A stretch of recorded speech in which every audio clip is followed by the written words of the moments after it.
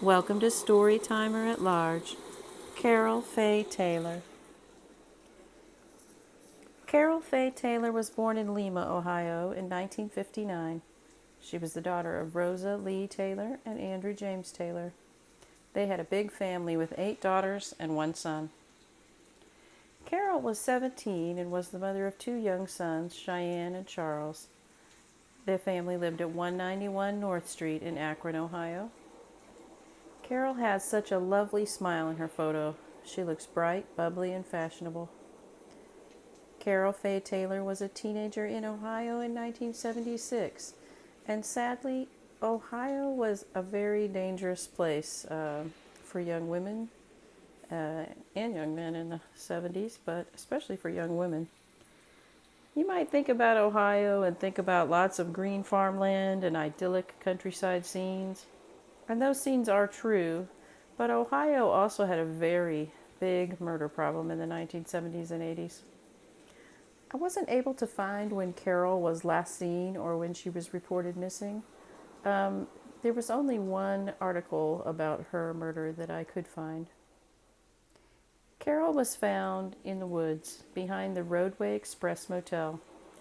That was located 300 yards north of 498 Baltimore in Akron, Ohio. Carol was located there in that spot on November 20th, 1976. Her cause of death was not immediately apparent. She had scratches, but no obvious wounds. The few news articles that covered her case are not very detailed. I'm thinking that strangling may have been the cause of death, some sort of asphyxiation like that.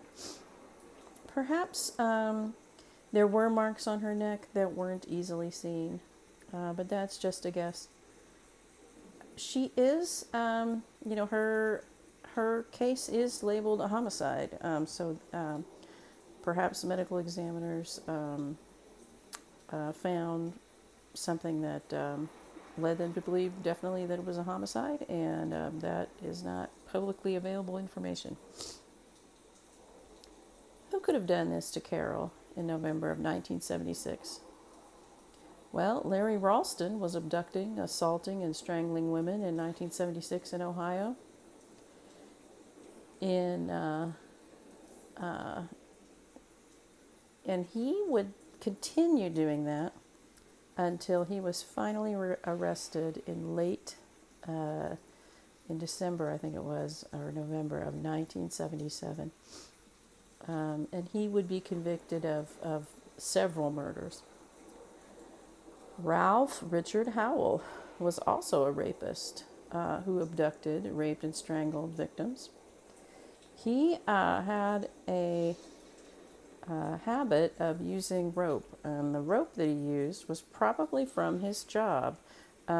He delivered bulk shipments of newspapers all around Ohio, starting off in the Cincinnati area and then driving around to several of the major towns, dropping off newspapers and moving on that route. And it would have been a nighttime route because you would want to get those papers to the grocery stores and newsstands and convenience stores where they sold these newspapers. You want to stock up those spots. One of the things he would do is coax them and sometimes goad them and almost guilt them into accepting a ride from him.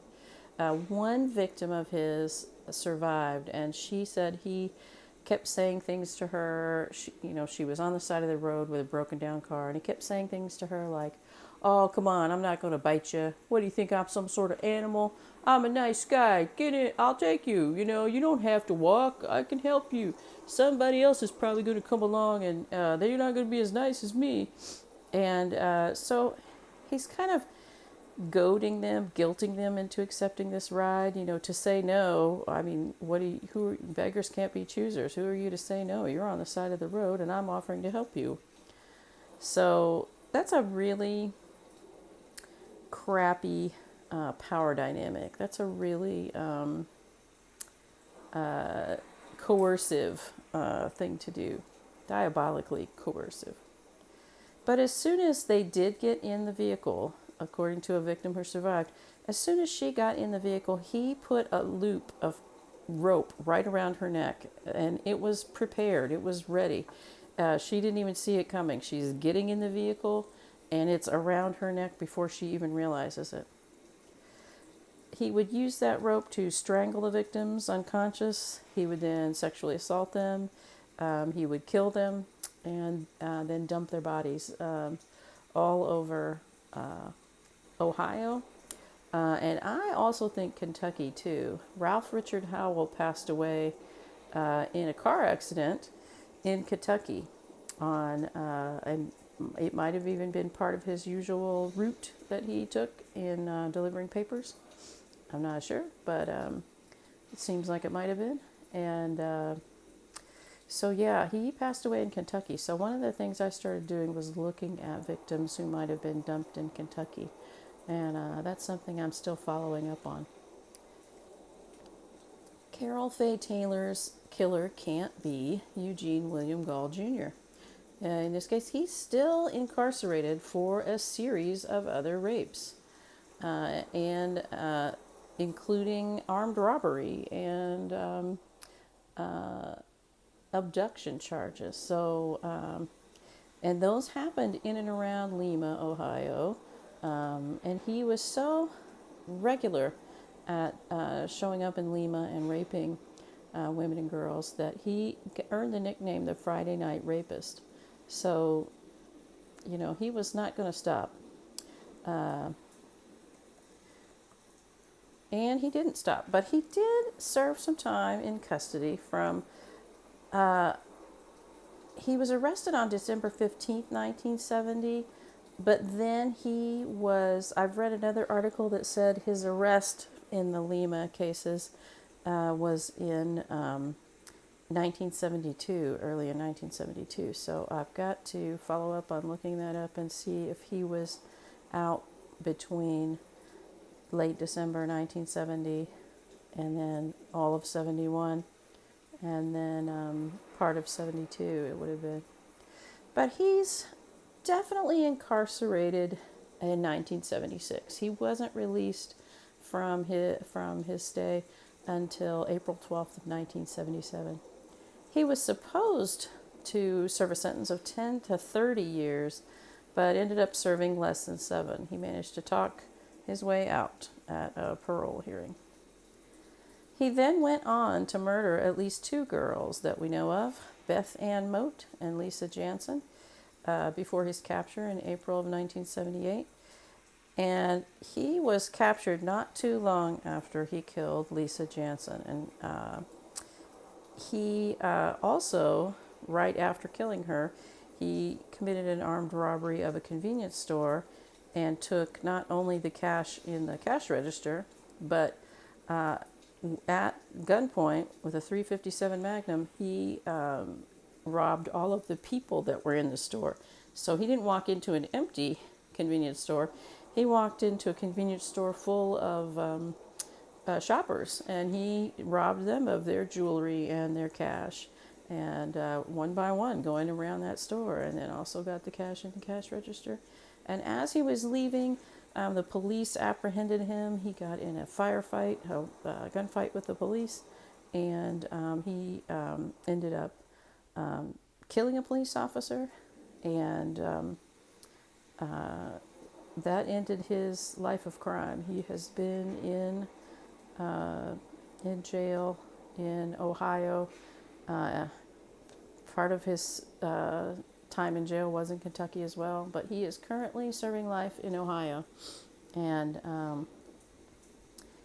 he does have a parole hearing coming up in a few years, but hopefully they don't decide to let him out. So in the case of Carol Faye Taylor, I really think they should take a good look at Ralph Richard Howell. He was that kind of crafty rapist who would abduct women, sometimes lure them into his vehicle, and sometimes I think just plain grab them if they were in an area where he wouldn't be seen. I think that, yeah, in Carol Faye Taylor's case, he would be somebody to look at. And also, I don't know how much investigation they did into people in her life. Did she have a boyfriend? Did she have a husband or an ex-husband? None of that was information that I could find. If she was dating anyone or her breakup or relationship situation. We do know that women are most likely to be murdered when they are breaking up with someone in a relationship, or when they become pregnant and their partner does not want to have a child. Again, we don't know what Carol's relationship status was at the time of her murder. But she deserved a long life with her 2 sons.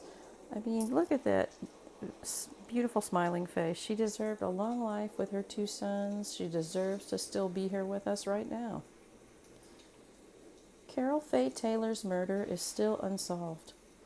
If you have information about Carol's case, I'm going to post a link in the comments section of this video so that you can, if you do have information and you want to submit it, you can do that using the link on the Ohio Unsolved Homicide website. Rest in peace, Carol Faye Taylor.